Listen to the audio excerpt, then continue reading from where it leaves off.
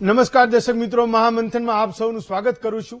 Canada અને ગુજરાતની ફરી એકવાર ચર્ચા શરૂ થઈ છે. કેનેડાની સરકારનો જે નિયમ અત્યાર સુધી ગુજરાતી સહિત સમગ્ર ભારતીયોને કેનેડામાં વસવાટ કરવા માટે પ્રેરતો હતો, એ જ નિયમ હવે નાબૂદ થયો છે. આ નિયમ છે પોસ્ટ ગ્રેજ્યુએટ વર્ક પરમિટનો. 21 જૂનથી જ તત્કાલ અસરથી કેનેડાની સરકારે આ નિયમને અમલી બનાવી દીધો છે. પોસ્ટ ગ્રેજ્યુએશન વર્ક પરમિટ એક એવી વ્યવસ્થા હતી જેમાં કેનેડાના ચોક્કસ પ્રોટોકોલ હેઠળ આવતી યુનિવર્સિટીમાંથી એ વિદ્યાર્થીએ સ્નાતક કર્યું હોય તો તેને ઓન બોર્ડ વિઝા મળી જતા અને વર્ક પરમિટ પણ મળી જતી હતી. હવે કેનેડાની સરકારે આવી અરજીઓ સ્વીકારવાનું બંધ કર્યું છે. કારણ આપવામાં આવ્યું છે કે સ્થાનિક સંસાધનોને મજબૂત કરવા અને ઇમિગ્રેશનને કારણે ઊભી થયેલી સમસ્યાઓને ટાળવી છે. તો કેનેડામાં જ્યારે ગુજરાતી પરિવારનો દીકરો કે દીકરી ભણવા જાય અને કમાવા જાય છે, એ મોટે ભાગે મધ્યમ વર્ગીય પરિવારમાંથી આવતા હોય છે અને લોન લઈને પોતાના સપના એ વિદેશમાં પૂરા કરવા જાય છે. હવે એવા વિદ્યાર્થીઓએ હાલ તો કેનેડા જવાનું સપનું જોયું હોય તો તેને સ્થગિત કરી દેવું પડશે. બીજી તરફ કેનેડા અને ભારતના સંબંધોમાં જે રાજદ્વારી તણાવ છે એ પણ જગજાહેર છે. થોડા વર્ષોમાં કેનેડા મોંઘું બનતું જનજીવન અને એને લીધે ગુજરાતીઓને પડતી મુશ્કેલીઓના પણ અનેક દાખલા સામે આવ્યા છે. એ હકીકતને પણ નકારી શકાતી નથી કે 2022 પછી કેનેડામાં જતા ગુજરાતીઓનું પ્રમાણ ઘટ્યું છે. હવે બીજી તરફ કેનેડાની સરકારનો આ નવો નિયમ ગુજરાતીઓ અને સરેરાશ ભારતીય માટે નવેસરથી એ વિચાર કરવાનો સમય છે કે કેમ, કે કેનેડા જવું કે ન જવું, એની વાત કરીશું આજના મહામંથનમાં.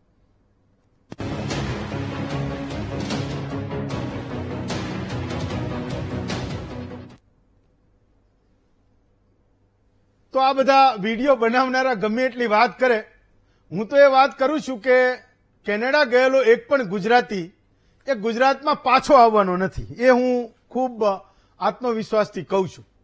હું એટલે કહું છું, અથવા તો હું એ સંઘર્ષની વાત કરું છું કે આપણે ઘરે ભલે એ સંઘર્ષ ના કરતા હોઈએ, પણ જ્યારે પારકી ધરતી પર ઉતરીએ છીએ ત્યારે પાવડો ને કોદાળી લઈને આપણે મચી પડીએ છીએ. એ ગુજરાતી, મહાજાતિ ગુજરાતી આપણે છીએ. બીજો મુદ્દો એ પણ છે કે અહીંયા બાપુજીની 100 વીઘા જમીન હોય, એ ભલે એમનામ પડી હોય, ક્યાંક હાથી પણ વાવતો હોય, પણ મેં કીધું એમ કે જ્યારે કોઈ પારકા દેશમાં આપણે જઈએ છીએ ત્યારે ટકી જવાની જે ક્ષમતા છે, એવું માનું છું કે ગુજરાતીઓમાં જેટલી છે કદાચ એટલી એ બીજી વિશ્વની કોઈ પણ જાતિમાં એ નહીં હોય. એ સંઘર્ષની શક્તિ એ આપણામાં ખૂબ છે. હું એટલે કહું છું કે અહીંથી જેટલા પણ ગયા છે કેનેડાથી, એ કોઈ પાછા આવવાના નથી. અમેરિકાથી જે લોકો ગયા એ હજુ એનો એટલો બધો સંઘર્ષ અહીંયા આપણને મોકલતા નથી. રાધર જે આફ્રિકા જે લોકો ગયા એ મોટે ભાગે એવા કોઈ ઉચ્ચ અભ્યાસને અહીંયા કરીને એ આફ્રિકા નથી ગયા. તો એને ખબર જ છે કે ભાઈ ગુજરાતમાં આપણે શું સંઘર્ષ છે અને મહેનત છે, તો આફ્રિકામાં પણ એને સ્વીકારી લીધું છે. કેનેડા એટલે ઓસ્ટ્રેલિયા અને ન્યુઝીલેન્ડ પણ મોટે ભાગે આપણને એવા વિડીયો કે એ વિદ્યાર્થીઓના અવાજો, એમના વિચારો આપણને જાણવા નથી મળતા કે અહીંયા આટલો બધો સંઘર્ષ છે. એકમાત્ર કેનેડા એવું છે કે છેલ્લા 2-3 વર્ષોમાં ત્યાંથી એ પ્રકારના વિડીયો આવે છે, વિદ્યાર્થીઓના સંઘર્ષની એ વાત કરે છે.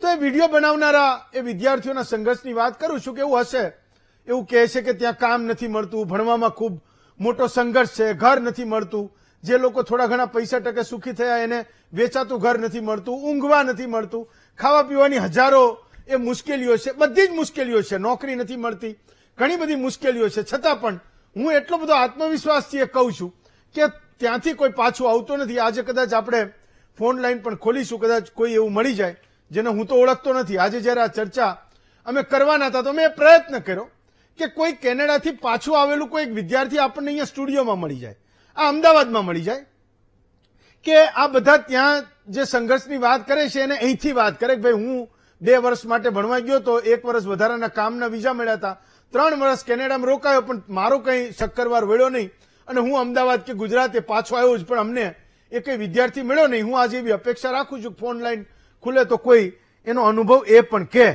પણ આ તો એ વિડીયો બનાવનારા લોકોની વાત છે, જે બોલે છે એ હકીકત પણ હશે, હું નથી જાણતો. આપણે જાણવાનો આજે પ્રયત્ન કરવાનો છે. પણ મેં કીધું કે આત્મવિશ્વાસથી એટલે કહું છું કે અહીંયા કોઈ પાછું નથી આવતું. અને ગુજરાતીના એ કેરેક્ટરની વાત પણ મેં કરી કે કેમ હું એટલા બધા આત્મવિશ્વાસથી કહું છું કે કેનેડામાં જેટલા પણ લોકો ગયા એ 50-55 રૂપિયાનો ડોલર ગણતા હશે, એ પાછા આવતા નથી. કેમ? કેમ કે આપણામાં એ ગુણ પડેલો છે. કેનેડામાં રહેલો દીકરો એની મમ્મીને વિડીયો કોલ કરશે, માનો કે સામે એની મમ્મી એવું પૂછે કે બેટા કેમ છે, તો હું એવું માનું છું કે ખૂબ સંઘર્ષ જે વિદ્યાર્થી કરતો હશે, જ્યાં ખૂબ કષ્ટ વેઠતો હશે, એની આંખોમાં એ રડવાનો મહાસાગરે આવીને એ ઊભો હશે, પણ રોકી લેશે. એને એવું થઈ જાય કે હું પોક મૂકીને રડી લઉં, પણ એની માની સામે છે ને એ કોઈ દિવસ નહીં રડે. ના તો એને એ કોઈ દિવસે મુશ્કેલી કહેશે કે અહીંયા મને ખાવાની તકલીફ છે, કે કામ નથી મળતું, કે ઊંઘવાની તકલીફ છે. ગમે એમ કરીને એના સંઘર્ષોને એની પોતાની અંદર રાખશે અને એમાંથી બહાર નીકળવાનો પ્રયત્ન કરશે. આપણે ઘણા બધા કેસ મેં જોયું છે. તો આજે એ ગુજરાતી વિદ્યાર્થી કે વિદ્યાર્થીની કેમ એવું કરે છે કે એની મમ્મી આગળ એને ખૂબ દુઃખને કહેવું છે, છતાં એ નહીં કહેવું કેમ કરે છે? એને બરાબર બોધ છે, એ વાતનો બોધ છે એને, કે આજે મારા બાપુજીએ કે મારા મા બાપે 25 લાખ રૂપિયા કઈ પ્રકારે જોડ્યા છે. હું કેનેડામાં આજે ભણું છું, રહું છું, તો મારા માટે એમણે એક સપનું જોયું છે અને સપનાને સાકાર કરવા હું કેનેડા આજે અહીંયા આવ્યો છું. તો એ ગમે એટલી મુશ્કેલી હશે તો ક્યારેય એવું નહીં વિચારે કે હું કેનેડાથી ત્યાં પાછો આવું છું, અથવા કેનેડામાં અત્યારે એને જે મુશ્કેલી પડી છે એ મુશ્કેલી વિશે એના મા બાપને કે એના મિત્રોને કે એના કોઈ સગા સંબંધીને વાત કરશે. બીજો મુદ્દો એ કેસમાં એવો પણ છે કે એ વિદ્યાર્થી કે વિદ્યાર્થીની બરાબર જાણે છે કે મારા મા બાપે જે 25 લાખ જોડ્યા છે, કાં તો એની કોઈ લોન લીધી હશે, કાં તો એ આખા જીવનની બચાવેલી કોઈ મૂડી હશે એ વેચી દીધી હશે, કાં તો એ બાપુજી એવું વિચાર્યું હશે કે ઘડપણમાં મારે કંઈ કામમાં આવે, દીકરાના કોઈ નોકરી ધંધા માટે કામમાં આવે એવું એક નાનકડું મકાન કે પ્લોટ કે ગામમાં જમીન હશે તો એ વેચી હશે, અને કાં તો એને થોડા ઘણા ઉછીના ઘટતા હશે તો એ ઉછીના પાછીના કર્યા હશે, અથવા 1-2-5% એ ક્યારેક કોઈક એક મા બાપ એના માટે લોનેથી પણ પૈસા એને લીધા હશે, વ્યાજે પણ એ પૈસા લીધા હશે. આ તમામ બોધ એક મધ્યમ વર્ગીય પરિવારમાં જે વિદ્યાર્થીની સામે જે ઘટના ઘટે છે, જે કેનેડા મોકલતા પહેલા જે મા બાપ જે રોલને ભજવે છે, એ બરાબર એના દિલમાં એને ધરેલો છે, એ દર્દને એને જોયું છે. તો સ્વાભાવિક છે કે આજે દીકરો કેનેડાથી ફોન કરે કે મમ્મી અમદાવાદ કે વડોદરા કે કોઈ રાજકોટના ગામમાંથી ફોન કરે, તો એ ક્યારેય નહીં કે મને અહીંયા એ શું મુશ્કેલી પડે છે. તો હું માનું છું કે આ પણ એક મોટી ખાસિયત છે. પણ છેલ્લા કેટલાક સમયથી આ એક વાત શરૂ થઈ છે જેનો જવાબ પણ આપણે મેળવવાનો છે.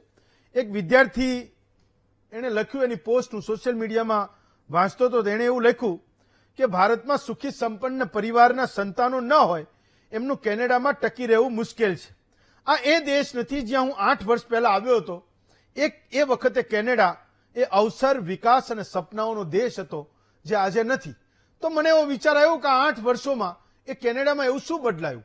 અને આ વાતની ચિંતા આપણે એટલે પણ કરવી જોઈએ કે આપણા ગુજરાતમાંથી એક આંકડો એવું કહે છે કે દર વર્ષે 50 થી 75 હજાર વિદ્યાર્થીઓ એ દર વર્ષે કેનેડા જઈ રહ્યા છે. અને 50 થી 75 હજાર વિદ્યાર્થીઓ જે કેનેડા જાય છે એ મોટે ભાગે એજ્યુકેશન લોન લઈને જાય છે, કાં તો એના બાપુજીએ મેં કીધું એમ કે ક્યાંકથી પૈસા જોડીને એ જાય છે. એ સુખી સંપન્ન પરિવારના જે દીકરા દીકરીઓ છે જતા છે એની સંખ્યા ખૂબ ઓછી છે. બીજો એક સવાલ એ પણ છે કે જે સુખી સંપન્ન પરિવારના દીકરા દીકરીઓ જે વિદેશમાં ભણવા જાય છે એ મોટે ભાગે અમેરિકા કે યુકે ભણવા જાય છે, જ્યાં એમને ત્યાં જઈને કામ નથી કરવું પડતું.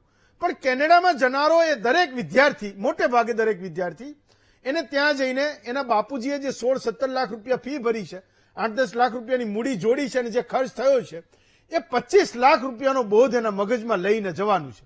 સામે પક્ષે કેનેડાની સરકાર જે નિયમોની અદલા બદલીઓ કરે એને પણ એ મનમાં ધરવાની છે. દાખલા તરીકે કોરોના વખતે મેં વાંચ્યું હતું કે કેનેડિયન સરકારે એવો નિયમ બનાવ્યો કે તમે 20 કલાકની જે લિમિટ છે એના બદલે તમે 40-45 કલાક તમે એક અઠવાડિયામાં કામ કરી શકો. હવે જ્યારે આ બધું લોકડાઉન ખુલી ગયું, એકદમ નોર્મલ થઈ ગયું, આખા વિશ્વમાંથી કેનેડાને એ વિદ્યાર્થીઓ વર્કફોર્સ અથવા લેબર ફોર્સ મળતો થયો, તો આજે એ નિયમ બનાવી રહ્યા છે કે એક વિદ્યાર્થીએ યુનિવર્સિટીના કેમ્પસમાં બહાર જવા માટે માત્ર 24 કલાકનો એ સમય મળશે. એક સપ્તાહમાં 24 કલાક એટલે 3-3.5 કલાક એ દરરોજના થયા, જે આપણા વિદ્યાર્થીને ક્યારેય ના પરવડે, કારણ કે એને દેવું ભરવાનું છે, લોન ભરવાની છે, કોકની પાસેથી લીધેલા પૈસા એને ફરી પાછા ચૂકવવાના છે. તો ભણતા ભણતા એને કમાવાનું છે, નોકરી કરવાની છે. અને એવા સમયે જ્યારે ત્યાંની સરકાર આવો કોઈ નિયમ કરે તો હું માનું છું કે એની સીધી અસર એ આપણા ગુજરાતમાં પણ જાય. પણ આજે આપણે ચર્ચવાનું છે કે કેનેડા જવું કે ન જવું. આપણી સાથે 5 વક્તાઓ છે. તરંગભાઈ પટેલ છે, અબ્રોડ સ્ટડી એક્સપર્ટ છે.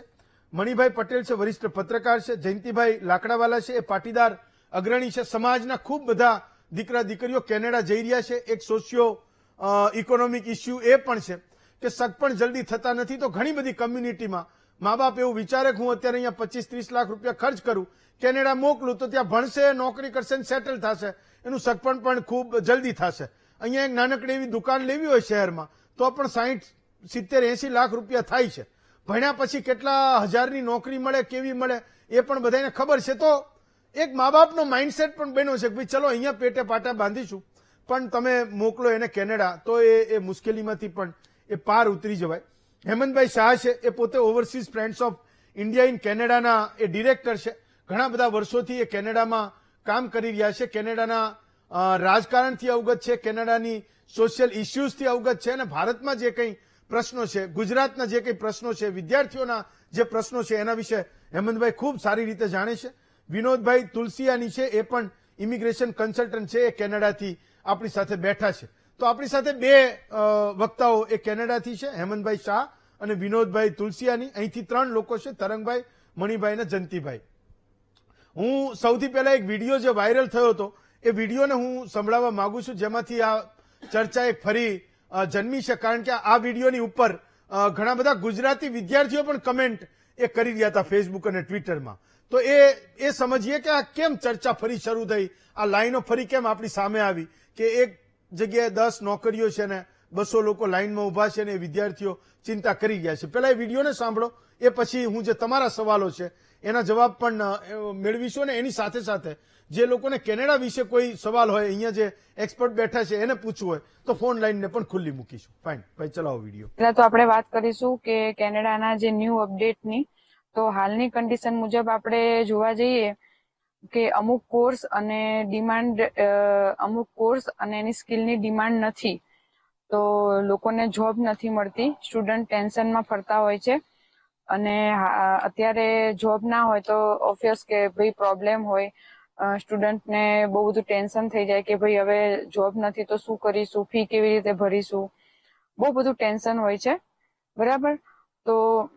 તો હાલ અહીંયા એ રીતે સ્ટુડન્ટનું જોવા જઈએ તો થોડું રહેવું અઘરું બન્યું છે.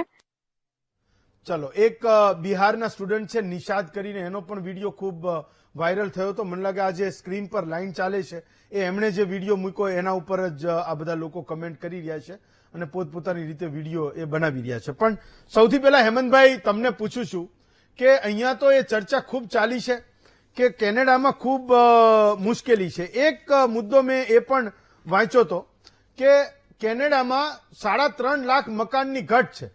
તો જે વિદ્યાર્થીઓ ત્યાં રહેવા જાય છે એને રૂમનું ભાડું, મકાનનું ભાડું ખૂબ મોંઘું પડે છે.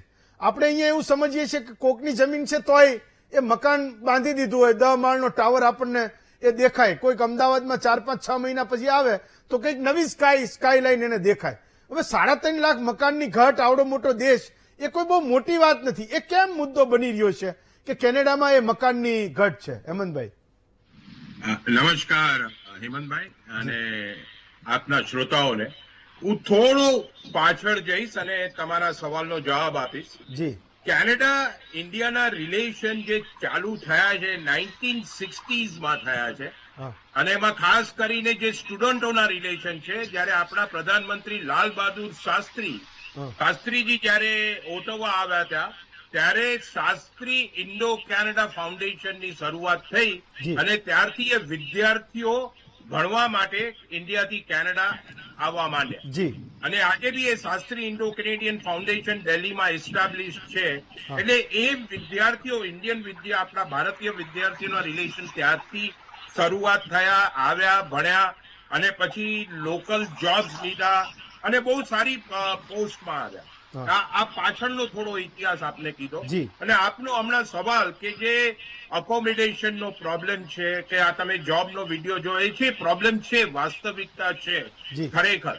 અને એનું કારણ એ છે કે છેલ્લા જે 5-6 વર્ષથી જે ઇન્ટરનેશનલ સ્ટુડન્ટનો ફ્લો આવ્યો છે, હવે એ ફ્લો એવો છે કે તમે કોર્સ કરો અને એ કોર્સ તમે 1-2 વર્ષ કરશો અને તમે PR માટે અપ્લાય કરશો. એ એવી રીતે યુનિવર્સિટીએ કે સરકારે કે આપણા ભાઈઓ જે ઇમિગ્રેશન કન્સલ્ટન્ટો છે એમને જે સમજ પડી એમ કહેવામાં આવ્યું અને આ પ્રોબ્લેમ રહેવાનો છે હા. કારણ કે આ પ્રોબ્લેમ ધીરે ધીરે ઓછો થશે. ખાલી ઇન્ટરનેશનલ સ્ટુડન્ટ ઇન્ડિયાથી બી નથી, બાકી બીજી બધી કન્ટ્રીમાંથી છે.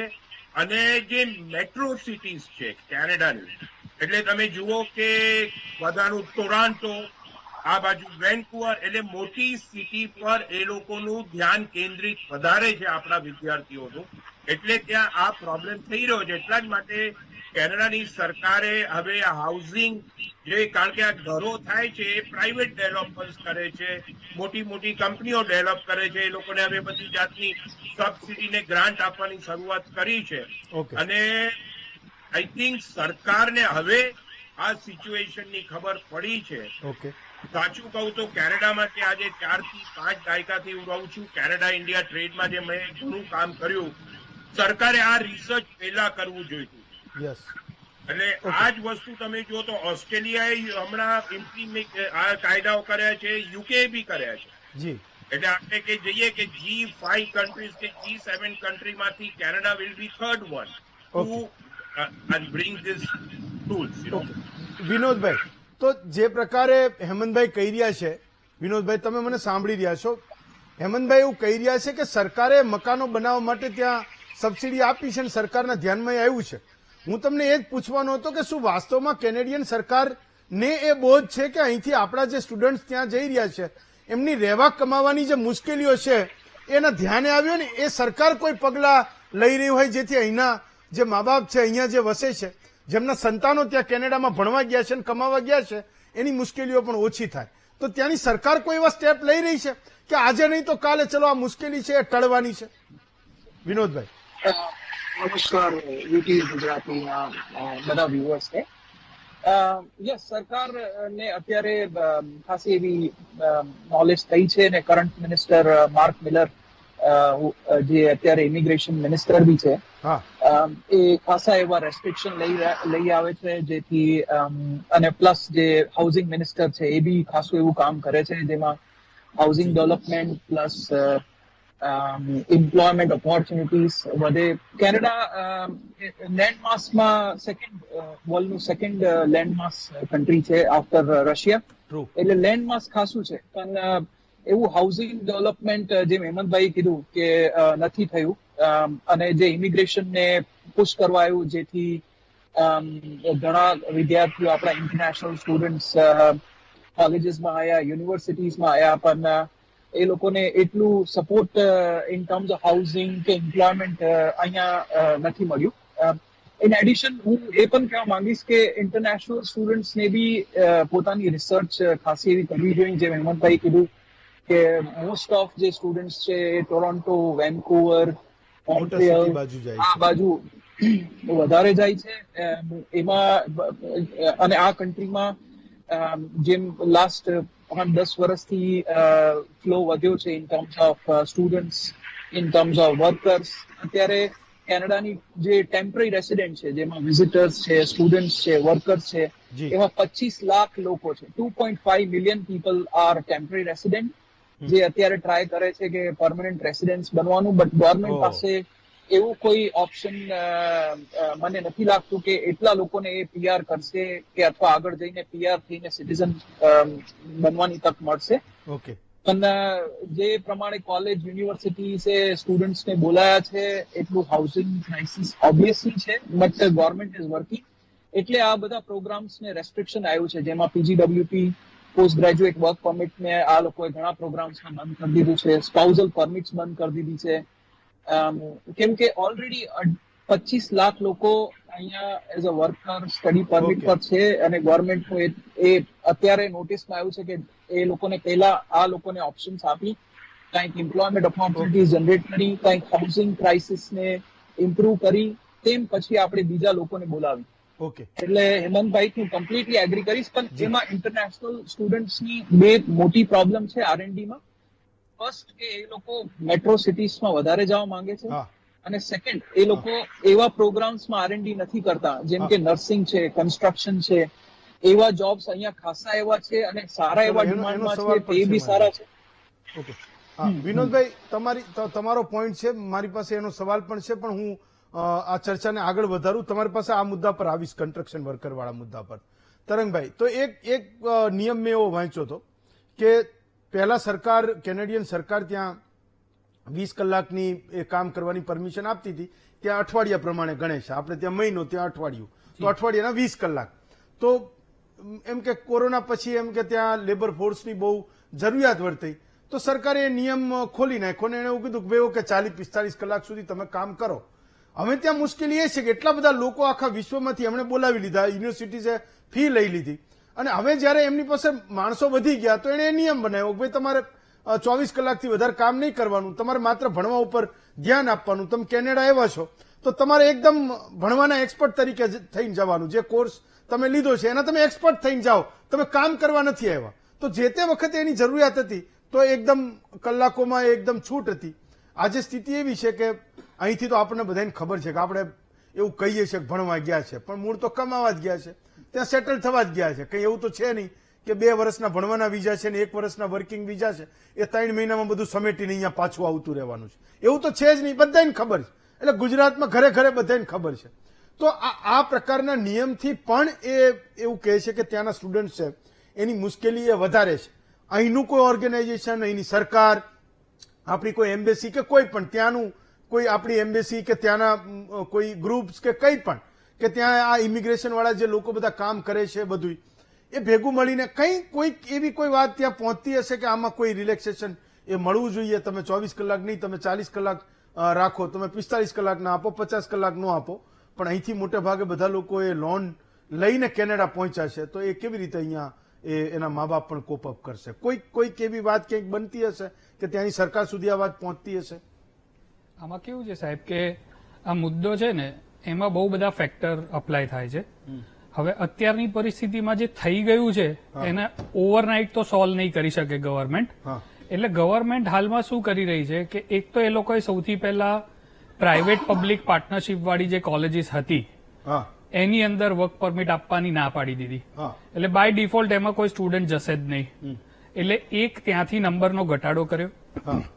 અને મોટે ભાગે આ જે કોલેજીસમાં જે સ્ટુડન્ટ જતા હતા એમાં મોટે ભાગે જે કીધું સાહેબે બી કીધું ત્યાં કે ભાઈ લોકેશન લોકો પિક કરે છે. તો શું થતું હતું કે કોલેજ બીજા એરિયામાં હોય પણ એને ટોરેન્ટોની અંદર કેમ્પસ કરી દીધું અને એની કેપેસિટી હોય 400-500 સ્ટુડન્ટની પણ 2000 સ્ટુડન્ટ લઈ લીધા.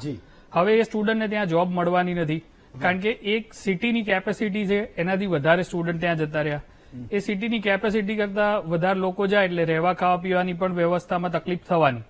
એટલે ગવર્મેન્ટ એનાથી બનતા જે પ્રયત્નો છે એ તો ઓલરેડી કરી જ રહી છે.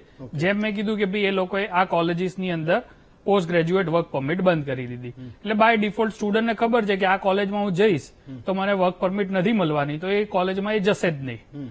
સો આવા પગલા ગવર્મેન્ટ ઓલરેડી લઈ રહી છે. પછી બીજું કે એ લોકોએ સ્પાઉઝલ વર્ક પરમિટ બંધ કરી દીધી. હવે સ્પાઉઝલ વર્ક પરમિટ બંધ કરી દીધી તો એની સામે એ લોકો એવું ઓપન રાખેલું છે કે ભાઈ અગર ત્યાં જોબ કરતો હોય તો પત્નીને અલાઉ નહીં કરે. હા, એટલે કે જો ધારો કે સ્ટુડન્ટ મેલ વ્યક્તિ સ્ટુડન્ટ છે, એના વાઇફ ત્યાં ડિપેન્ડન્ટ ઉપર જાય તો એને પહેલા કામ કરવાની પરમિશન હતી. હવે એને સ્પાઉઝલ ઓપન વર્ક પરમિટ અપ્લાય નહીં કરી શકે અનટિલ એન્ડ અનલેસ, એટલે કે એ જો માસ્ટર્સ ડિગ્રીમાં યુનિવર્સિટીમાં જતા હોય તો એ કરી શકે. બાકી પણ 90% સ્ટુડન્ટ બધા diploma, post graduate diploma, post graduate certificate એ પ્રકારની ક્વોલિફિકેશનમાં જ જતા હોય છે. એટલે એ માસ આખો ઘટી ગયો. એટલે આમાં થતું હતું શું કે જે મેરિડ વ્યક્તિ ગઈ એના ડિપેન્ડન્ટ સાથે ગઈ, એને વર્ક અવર્સની કોઈ લિમિટેશન છે નહીં. એટલે એ ફૂલ વર્ક કરે એટલે એના અવર્સ જે હતા એ સ્ટુડન્ટોના અવર્સ બી તો કપાય જ છે કોઈક એક વ્યક્તિ. અને એમ્પ્લોયરને એક ફ્લેક્સિબિલિટી મળતી હોય કે 20 કલાકની જગ્યાએ 40 કલાક વાળો માણસ મળતો હોય તો એ ડેફિનેટલી એને પ્રાયોરિટી આપે કારણ કે એના બીજા કોઈ કમિટમેન્ટ નથી, એને એક જ કામ કરવાનું છે, કામ કરવાનું. સો અલ્ટિમેટલી આવા નાના મોટા ઘણા બધા ફેક્ટર છે જેના ઉપર ગવર્મેન્ટે એક્શન્સ ઓલરેડી લઈ લીધેલા છે. અને આવા વાળા સમયમાં અત્યારે બીજી એક વસ્તુ બી જે સાહેબે કીધું કે બધા ટોરેન્ટો જાય છે, વેન્કુવર જાય છે, તો ગવર્મેન્ટે શું કર્યું કે સ્ટેટ વાઇઝ એ લોકોએ કોટા વર્કઆઉટ કરી દીધો કે હવે આ સ્ટેટમાં આટલા જ સ્ટુડન્ટ આવી શકશે અને એનું પણ વેરિફિકેશન કર્યા પછી પાલ લેટર આવે પછી જ વિઝા એપ્લિકેશનની અરજી મંજૂર થશે.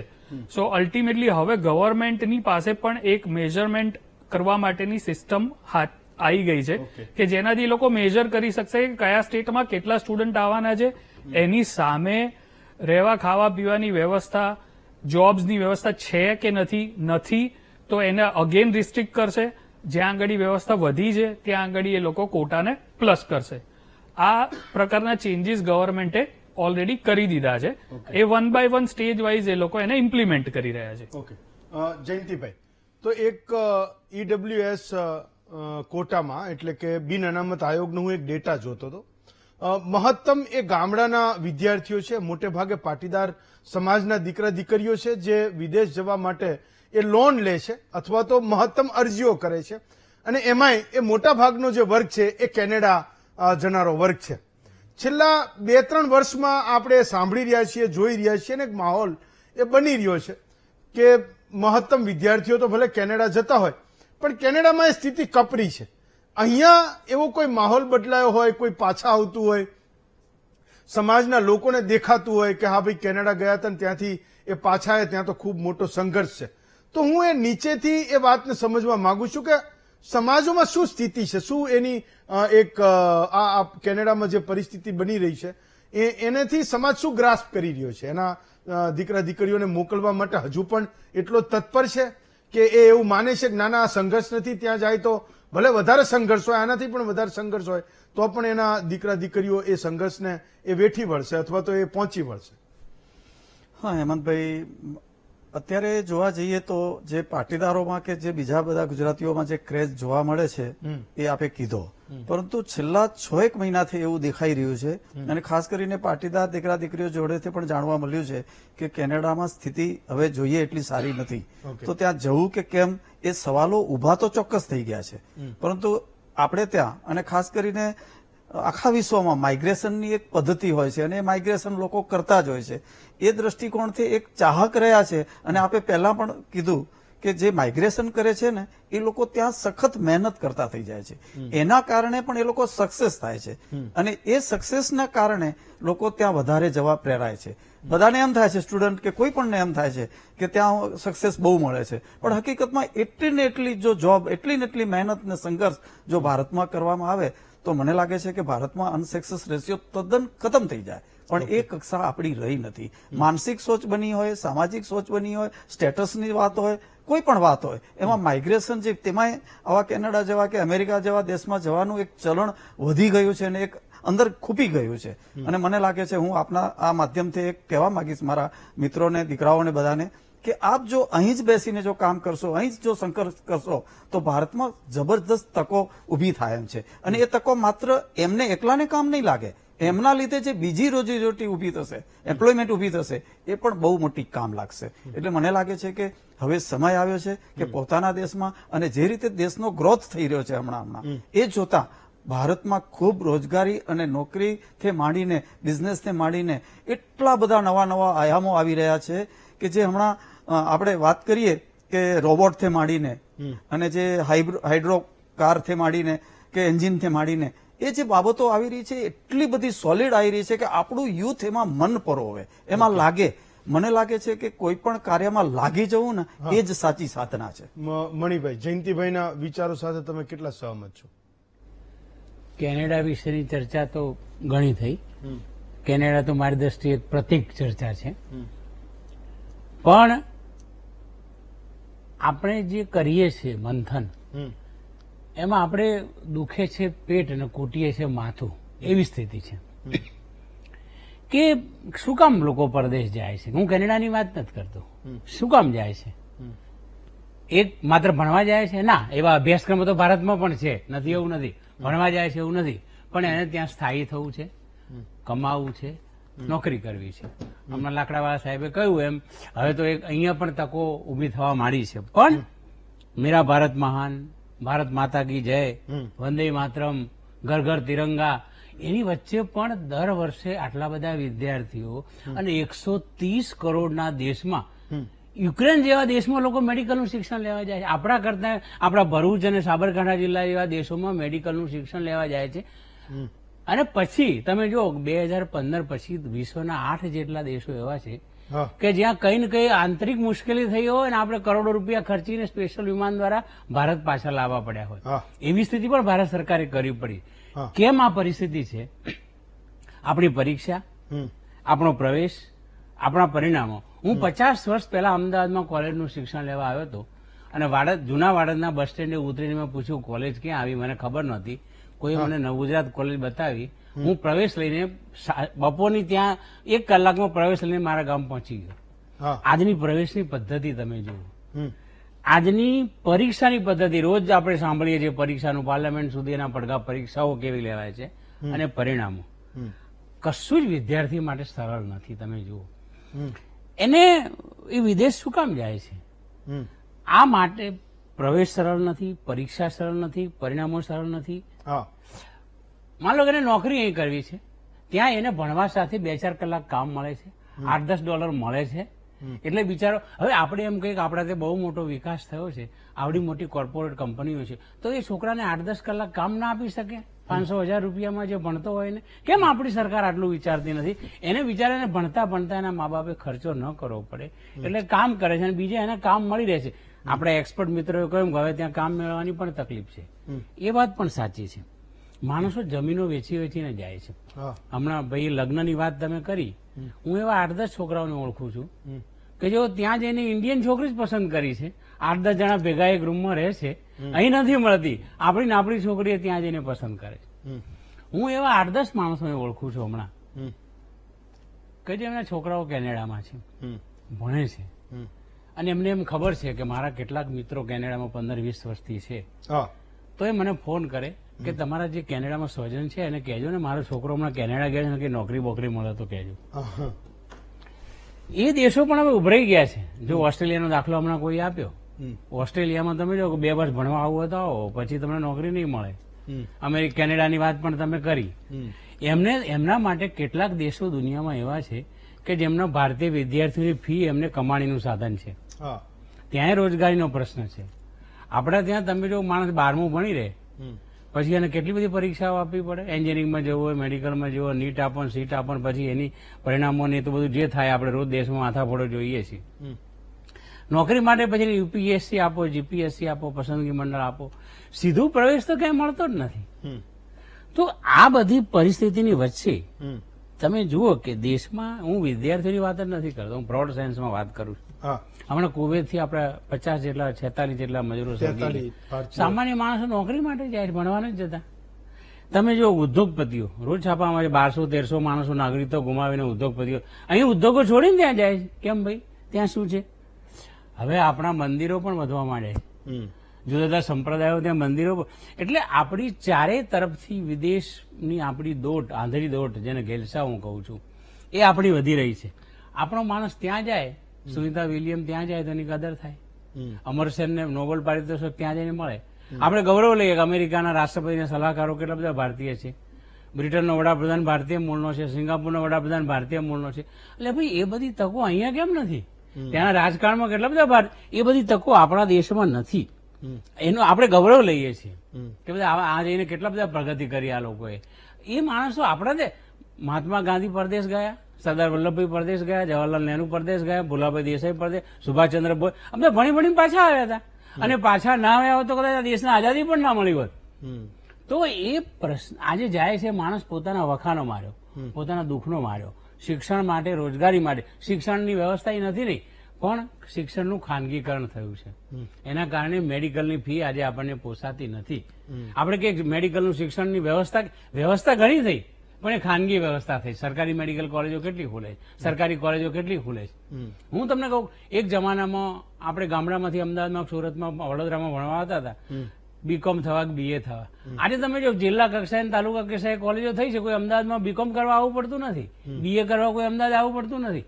તો એ શિક્ષણની વ્યવસ્થા આપણા ત્યાં ઉપલબ્ધ હોવા છતાં એનું ખાનગીકરણ અને એ મોંઘી થઈ છે, એના કારણે પણ વિદ્યાર્થીઓ જવું પડે. અને મોટો પ્રશ્ન તો જે છે રોજીનો, એના દુર્દશા. આપણા મિત્ર મને પેનલમાં કહ્યું કે 15-20 છોકરા ભેગા રહે છે, જાતે રસોઈ બનાવે છે. આપણે જાણીએ છીએ એમની કેવી ખરાબ સ્થિતિ, અને છતાં પણ એ લોકો જાય છે, એ વખાના મારે જાય છે. એટલે મને લાગે છે કે 30 કરોડના દેશે શિક્ષણ, પરિણામ, પરીક્ષા, પ્રવેશ આ બધાને રોજી સાથે જોડીને એ કેટલીક ઝડપથી આ લોકોને આ બધું મળી શકે તો પરદેશ જવાની આપણી જે ઘેલસા છે ને, ઘેલસા નહીં, હવે એને મજબૂરી કહીએ તો પણ ચાલે, એની જે જરૂરિયાત છે એ પણ ઘટે. મને લાગે છે કે આ એક બહુ ગંભીર ચર્ચાનો વિષય છે.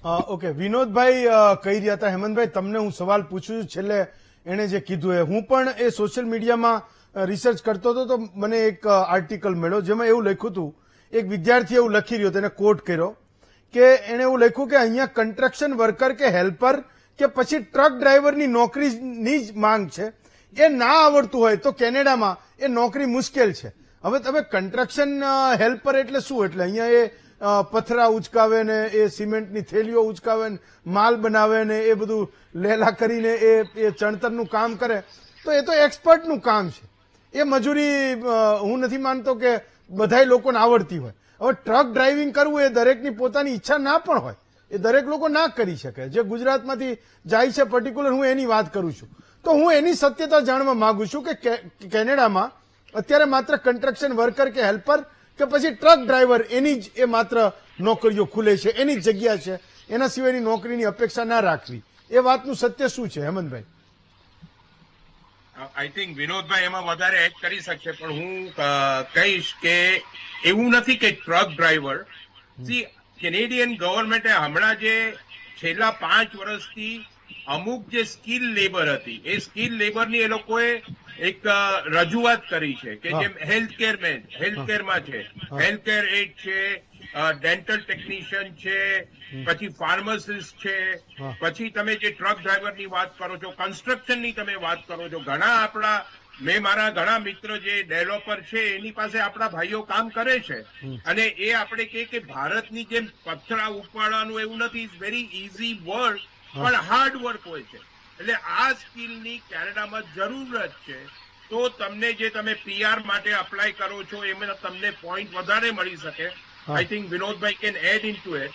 અને આપે જે વાત કરી, એક મારે કહેવાનું હતું કે તમે જે વાત કરી કે જે ખરી રીતે ભારતના આપણા વિદ્યાર્થીઓ છે ને ભણવા આવે છે, પણ એ યુનિવર્સિટીને એક વિઝા ઓફિસ તરીકે યુઝ કરે છે.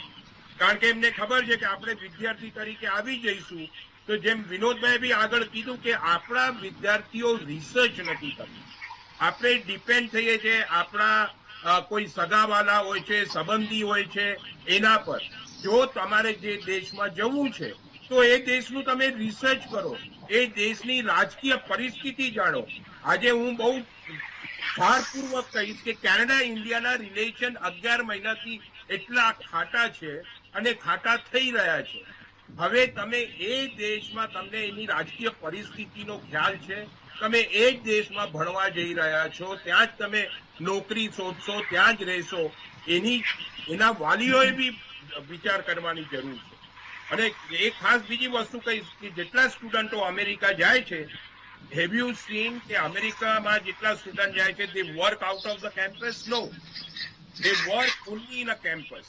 એમાં કેમ્પસમાં જ અલાઉડ છે. કેનેડા ઇઝ ઓનલી, કેનેડા છે, ઓસ્ટ્રેલિયા છે, યુકે છે, દે અલાઉડ ઇટ, અને એ લોકો હવે બંધ કરી રહ્યા છે. અને આઈ થિંક હેમંતભાઈ, કદાચ આ બધા નિયમો જે ટાઈટ થઈ રહ્યા છે એનું કારણ એક એ પણ હોઈ શકે કે ત્યાં એક તો ખાલિસ્તાની વિચારધારાવાળા ઘણા બધા લોકો એ ત્યાં છે. બીજું એ કે માત્ર 4 કરોડની વસ્તી છે કેનેડાની, 3-4 લાખ સ્ટુડન્ટ એક સાથે ભણતા હોય, કાલે ઉઠીને એમના લગ્ન થશે, એના જોડીદારો ત્યાં જશે, એના સંતાનો થશે. તો સરકારને, કેનેડિયન સરકારને ડર હોય કે કેનેડાની ડેમોગ્રાફી એ બદલાઈ જશે, મૂળ કેનેડા એ ક્યાંક ભૂસાઈ જશે, અને ઇમિગ્રન્ટ જે લોકો છે જે વિશ્વના અલગ અલગ ખૂણેથી આવેલા છે એનો એ કેનેડા ઉપર કબજો થઈ જશે. એ પણ એક કારણ હોય કે એ લોકો આ મુદ્દાને ટાઈટ કરી રહ્યા છે. હેમંતભાઈ, હું તમને કહું, કેનેડાની જે ઇતિહાસ છે ને ભારતનો ઇતિહાસ જેવો છે. કે જેમ ભારતમાં આપણે સુરતમાં કોલોનિયલ સ્ટેટ હતું, આવી તેમ કેનેડામાં બ્રિટિશર હડસન બે કંપની, હું જ્યાં રહું છું મારી કર્મભૂમિ વિનિપેગમાં, ત્યાં 1680માં લઈને આવ્યા, અને ત્યાં એ લોકોએ ટ્રેડ ને બધું ચાલુ કર્યું. એટલે કેનેડામાં જે ઓરિજિનલ કેનેડિયન છે ને એ નેટિવ ઇન્ડિયન કહેવાય, they are the original Canadian. બાકી કેનેડામાં બધા ઇમિગ્રન્ટ છે. everybody is illegal. It's not only from India, all around. Europe થી આવ્યા છે, રશિયા, યુક્રેન, અને ખરીતે તો જે આપણા જે શીખ ભાઈઓ છે એ કુમાટા મારું જે સ્ટીમર આવી હતી કેટલા વર્ષો પહેલા એ વેન્કુવરના પોર્ટ પર ઉતર્યા છે. એટલે એ સરકારને એનો ડર નથી, કારણ કે કેનેડા ઇઝ અ મલ્ટીકલ્ચરિઝમ અને ડાયવર્સિટી કન્ટ્રી છે. દે ઇન્વાઇટ ઓલ ધ ઇમિગ્રન્ટ. પણ આ જે આગળ આપણા વરિષ્ઠ પત્રકાર મણિભાઈ બી બોલા, આંધળી દોટ, આપણા વિદ્યાર્થીઓએ આંધળી દોટ માંડી તો છે. તમે ત્યાં સેટલ થઈ ગયા, અહીંયા બિચારાને બધાને ખાવું હોય ને, તમે આંધળી દોટ કે તો કાકા તો નિવૃત્ત છે હવે, એ તો કે આંધળી દોટ. અહીંથી બિચારા આ બધા સંઘર્ષ કરતા હોય હેમંતભાઈ, એમને તમારી જેમ જવું હોય ને, ત્યાંથી નહીં કેનેડાથી બોલવું હોય, ક્યારેક હું મહામંથન કરું તો એને સામેથી બેહવું હોય, કોકની ઈચ્છા હોય. ચલો હું તમારી પાસે, હજુ મારી પાસે એક સવાલ છે, હું આવીશ તમારે પૂરું કરવા દો. તમે વાત કરો છો 2003 અને 2004 મેં 10 છોકરાઓને આપણા ગુજરાતના જ એ લોકોને પાયલટ બનવા હું અહીંયા લઈ આવ્યો વિનીપેગમાં. એ લોકો પાયલટ બન્યા, કેપ્ટન બન્યા. ત્યારે ઇન્ડિયામાં ભારતમાં ન થતું હતું, પણ ત્યારે 25 લાખ રૂપિયામાં થયા. અને ત્યારે એ લોકોને ડોક્ટરનો કોર્સ કરવો હતો તો 75 લાખ થતા હતા ભારતમાં. અહીંયા 25 લાખમાં થયા ને આજે ભારતમાં એ લોકો ફ્લાય કરી રહ્યા છે. અને આપે કીધું ને, એક છોકરો હમણાં જ 1 મહિનામાં ત્યારે ટોરાન્ટો થી પાછો ઇન્ડિયા આવ્યો છે, મુંબઈમાં. મેં આપની ટીમને નંબર મોકલાવ્યો છે. 1 મહિનામાં પાછો આવી ગયો. 10 લાખનું એને નુકસાન થયું, પણ એ પાછો આવી ગયો. ચલો, બહુ સરસ. એટલે આંધળી દોડ તમે લોકો કહેતા રહો, જનારા તો બિચારા હજી સંઘર્ષ કરશે, જાશે. આ બધી મુશ્કેલીઓ ઓછી કેમ થાય, હું માનું છું કે એ જ સવાલો બધાના મનમાં છે, બાકી જવાબવાળા ઓછા નથી થવાના. વિનોદભાઈ, તમારી પાસે આવીશ. આ જે સ્ક્રીન પર લાઈન દેખાય છે એ વાત તમને પૂછીશ કે 20 નોકરીઓ છે અને ત્યાં 200 લોકો, 250 લોકો, 300 લોકો એ લાઈન પર ઉભા છે. એનો સવાલ નો જવાબ તમારી પાસેથી માગીશ. એક બ્રેક લઉં, બ્રેક પછી પાછા આવીએ.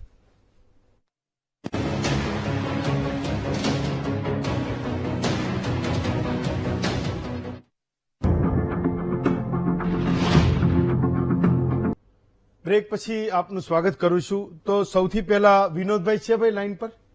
ઓકે વિનોદભાઈ, વિનોદભાઈ, બ્રેક પર જતા પહેલા હું એ પૂછતો હતો કે એક બહુ જ મોટી લાઈનનો એક મેં વિડીયો જોયો, કોઈક મલ્ટીનેશનલ ફૂડ ચેઇન હતી અને એને ત્યાં કંઈક 10, 12, 15 લોકોની નોકરી હતી અને સામે પક્ષે 200-250 થી વધારે છોકરાઓ અને છોકરીઓ લાઈન પર ઉભા હતા.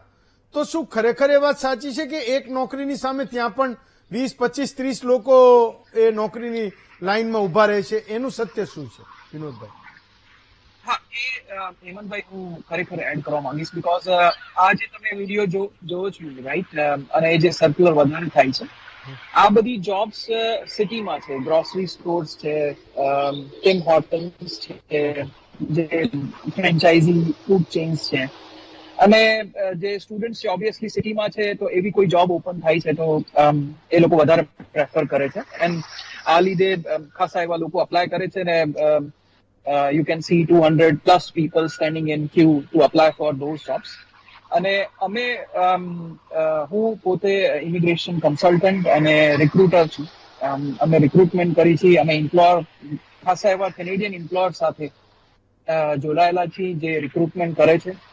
અને નાના ટાઉનમાં જ્યાં અમે બધા પ્રોવિન્સમાં રિક્રુટ કરી છે. કેનેડાનું જેમ સ્ટેટ્સ છે ઇન્ડિયામાં, ગુજરાત, મહારાષ્ટ્ર, અહીંયા એવા પ્રોવિન્સ છે, Manitoba, Ontario, Nova Scotia, Atlantic province, New Brunswick, Prince Edward, Newfoundland, એવા નાના એવા પ્રોવિન્સોમાં, નાના ટાઉન્સમાં એમ્પ્લોયરને સતત જરૂરત હોય છે વર્કર્સની.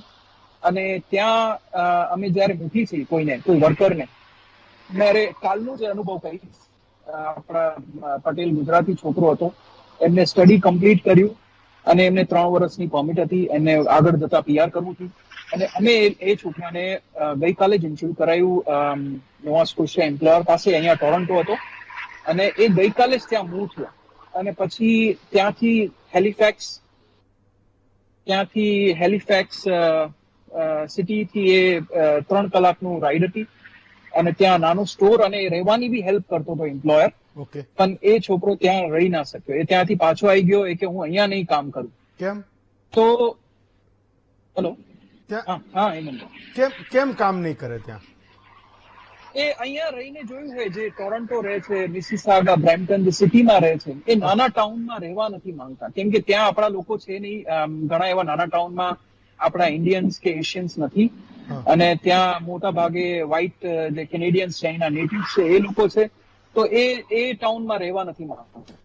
તો નાના ટાઉનમાં નાના ટાઉનમાં એના ફેમિલી માટે સુવિધાઓ નથી, કે પછી ટોરેન્ટોમાં માનો કે જે કામના એને 1 કલાકના દાખલા તરીકે, મને ખબર નથી કેટલા ડોલર મળે, પણ માનો કે વાનકુવરમાં કે ટોરેન્ટોમાં એને 1 કલાકના $5 મળતા હોય, તો નાના ટાઉનમાં શું એ $2 કે $3 જ મળે? એટલે એ કોઈ એ પૈસા મળવાની પણ મોટી અસમાનતા છે, જેના કારણે આપણા લોકોને ટાઉનમાં નથી જવું અથવા નથી કામ કરવું? ના, એવું નથી. હું આનું એક કન્ટિન્યુઅસ ઉદાહરણ આપીશ. એક છોકરો જે સવારે ગયો છે, સાંજે પાછો આવી ગયો ઓન્ટારિયો, ફ્લાઇટ લીધી સવારની, ત્યાં ગયો 3 કલાક, એમ્પ્લોયરને મળ્યો, એને રહેવાનું બતાવ્યું એમ્પ્લોયરે કે અહીંયા રહેવાનું છે, એમને હાઉસિંગ બી હેલ્પ કરી એમ્પ્લોયરે કે અહીંયા રહેવાનું છે, આ મારું સ્ટોર છે, આ કામ છે. અને સાંજે પેલો છોકરો વિધાઉટ ઇન્ફોર્મિંગ એમ્પ્લોયરને કર્યા વગર સાંજે પાછો આવી ગયો. રાઈટ? તો એવી એને શું ખબર પડી ગઈ કે એમ્પ્લોયર ત્યાં કોઈ સુવિધા નથી, કે ફેમિલી નથી, ફેમિલીને કોઈ સુવિધા નહીં મળે. પ્લસમાં જે એમ્પ્લોયર એમને સેલરી આપતું હતો, અહીંયા એમને $17 જનરલી જે મિનિમમ ઓન્ટારિયોનું પે છે, એ સેમ પે પર એમને ત્યાં કામ આપતો હતો. ઓકે. અને તેમ છતાંય આપણા વિનોદભાઈ, હું એ સમજવા માંગુ છું, વાત સાચી તમારી. ચલો, નાના ટાઉનમાં નથી જતા, દાખલા તરીકે આપણે અમદાવાદનું ઉદાહરણ લો, કે અમદાવાદમાં કામ કરવું છે પણ સાણંદ કે બાવળા એને નથી જવું, કદાચ એવું તમે કહેતા હશો. અહીંયા તો એ ટૂંકું ડિસ્ટન્સ છે, ત્યાં થોડુંક વધારે હશે. તો હું એ સમજવા માંગુ છું કેમ નથી જતા એમ. આ કદાચ સમસ્યા અહીંયા ગુજરાતમાં જે હું બેઠા બેઠા જોઈ રહ્યો છું, એ મને એટલે પણ કદાચ મોટી લાગતી હોય કે મોટાભાગના લોકોને મોટા સિટીમાં જ જવું છે અને ટાઉનમાં નથી જવું. તો એવું કેમ નથી જવું ટાઉનમાં? હું એ સમજવા માંગુ.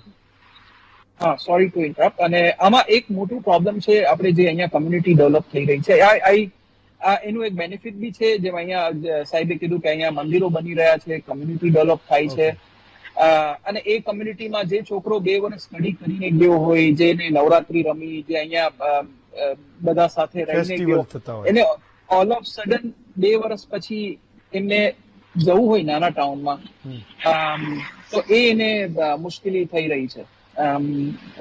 જે અહીંયા ભણ્યો હોય, અહીંયા કામ કરેલું, અહીંયા એના ફ્રેન્ડ્સ હોય, એવું ડેવલપ કરીને અમે જે કામ કરી છે એમાં વર્ક પરમિટ અમે એ લોકોને હેલ્પ કરી છે, પછી અમે એ લોકોને PR માં હેલ્પ કરી છે, એમ્પ્લોયર સપોર્ટ કરતા હોય છે, તેમ છતાંય એ લોકો નથી જવા. ઓકે, ફાઇન, સમજો હું કે એક કમ્યુનિટી નું એક ગેટોવાઇઝેશન મોટા શહેરોમાં છે, એના કારણે એને ટાઉનમાં નથી જવું. હેમંતભાઈ, મારો છેલ્લો પ્રશ્ન. એક હું માળી બાપાનો વિડીયો જોતો હતો, એક ખાલિસ્તાની લોકો, કેટલાક એક ટોળું, એ બંનેને પરેશાન કરતા હતા. હું એવું સમજો કે ગુજરાતી જ છે, મોટે ભાગે ગુજરાતી જ હતા. તો અહીંથી જે સ્ટુડન્ટ જાય છે કેનેડામાં, આ બધી મુશ્કેલીઓ એ આપણા જે દીકરા દીકરીઓ છે એને એ બધી મુશ્કેલીઓ નડે છે કે નથી નડતી? એ બધી માથાકૂટો કેનેડામાં છે કે નથી, અથવા તો હતી તો એ વધી રહી છે કે ઘટી રહી છે? હેમંતભાઈ, જો તકલીફો, જો તમે જેમ દૂધમાં સાકર ભળે એમ જો તમે કેનેડાના કલ્ચરમાં ભળી જાઓ ને તો કોઈ પ્રોબ્લેમ નથી. હું 49 વર્ષથી છું સાહેબ. મેં કેનેડા ઇન્ડિયા ટ્રેડ ભારતના ઇમ્પોર્ટ લાયસન્સ રાજમાં ચાલુ કર્યું. મારે, તમે સવાલ પૂછ્યો, અમારે સ્થાયી થયા છે, અમારે ભારત આવવું છે, મારું ઘર છે, પણ જો મને મેડિકલ ઇન્સ્યોરન્સ મળતા હોય પૈસા ખર્ચીને ભારતમાં, તો હું આવવા તૈયાર છું. કારણ કે મોટો પ્રોબ્લેમ અમારા જેવા NRI નો મેડિકલ ઇન્સ્યોરન્સ ઇન્ડિયામાં મળતું નથી. બીજી વસ્તુ, જો આપણા છોકરાઓ જો ક્રોસ કલ્ચર કમ્યુનિકેશન, આજે હું જોઉં છું, બધા સ્ટોરમાં જાઉં છું, મને મળે તરત, અરે ગુજરાતીમાં વાત કરે, કોઈ હિન્દીમાં વાત કરે. અરે ભાઈ, તમે કેનેડામાં છો, કેનેડાનું કલ્ચર બાકી બીજા બધા વ્હાઇટ કેનેડિયન છે, તમારે એડોપ્ટ થવું નથી સાહેબ. બીજી વસ્તુ, એવા છોકરાઓ મારી પાસે આવે છે જે કોઈ ઈમેલ બી નથી લખી શકતા, ઇંગ્લિશ ને IELTS માં કેમ માર્ક મળ્યા છે એ અમને સમજ નથી પડતી ઘણી વાર. એટલા માટે જો એડોપ્ટ થશે તો અહીંયા કોઈ પ્રોબ્લેમ નથી. પણ તમારે કેનેડામાં આવ્યા છો, તમે ભારતમાં નથી, અને ભાઈએ આગળ કીધું કે નાના ગામમાં નથી જવું, કારણ કે ટોરોન્ટોમાં પોતાની હૂફ જોઈએ છે. મારા સગાવાળા છે, મારા મિત્રો છે. અરે તમારે કંઈ પામવું હોય તો સ્ટ્રગલ કરવી પડે. નવા દેશમાં જાઓ છો, સ્ટ્રગલ સિવાય કંઈ ભારતમાં સ્ટ્રગલ કરવી પડે છે આપણી માતૃભૂમિમાં, તો અહીંયા કર્મભૂમિમાં સ્ટ્રગલ કરવી પડશે. અને સ્ટ્રગલ કરવા તૈયાર હશો તો કેનેડા તો તમને આવકારે છે ને હજી આવકારશે. પણ તમે કેનેડાની સિસ્ટમમાં એડોપ્ટ થવા માંગો છો? સૌથી પ્રશ્ન મારો એ છે, એડોપ્ટ થવા માંગો છો? ક્રોસ કલ્ચર કમ્યુનિકેશન જાણો છો? કેનેડામાં સોરી, થેન્ક યુ ને પ્લીઝ હાલતા ચાલતા અમે બોલીએ છીએ. આપણે ઇન્ડિયામાં બોલીએ છીએ સોરી, થેન્ક યુ ને પ્લીઝ. આ જ ક્રોસ કલ્ચર કમ્યુનિકેશન છે સાહેબ. આ જ છે, આ વિદ્યાર્થીઓને શીખવાનું છે. હું એવું સમજુ છું કદાચ થોડા વર્ષો જશે તો આપણા વાળા તે ત્યાં સોરી ને પ્લીઝ બોલતા થઈ જશે. તમે એટલો બધો ગુસ્સો ના કરશો. બધું અહીંયા નથી કરતો, મારો અવાજ મોટો છે, ગુસ્સો નથી હા કરતો. કરતા નહીં એમ. એટલે રાખજો, દયા રાખજો. વાસ્તવિકતા છે જણાવી રહ્યો છું. હા, આપણા વાળા ત્યાં આપણા વાળા હેમંતભાઈ આવે તો થોડી દયા રાખજો. ફાઇન, ચલો. આજે એ સવાલ અમે તમને પૂછ્યો હતો કે કેનેડા સરકારના નવા નિયમોથી ગુજરાતી વિદ્યાર્થીઓને ફેર વિચારણા કરવી પડશે કે કેમ. 74% લોકો હા પાડે છે, 26% લોકો ના પાડે છે. પણ આપણે ત્યાં કોઈ ફેર વિચારણા કરવાનું નથી. જે લોકોને જવું છે એ તો જવાના જ છે. સવાલ માત્ર એટલો છે કે અહીંથી એવું શું કરીને જાય, અથવા તો અહીંયા જઈને એવું શું કરે કે એમની મુશ્કેલીઓ છે એ ખૂબ ઓછી થાય અને મા બાપની અહીંયા જે ચિંતાઓ છે એ પણ ઘણા અંશે ઓછી થાય. તો તરંગભાઈ, મણિભાઈ, જયંતિભાઈ, હેમંતભાઈ અને વિનોદભાઈ, પાંચેય વક્તાઓનો ખૂબ ખૂબ આભાર માનું છું. આવતીકાલે વધુ એક નવા વિષય સાથે ફરી મળીશું. આજે રજા આપશો.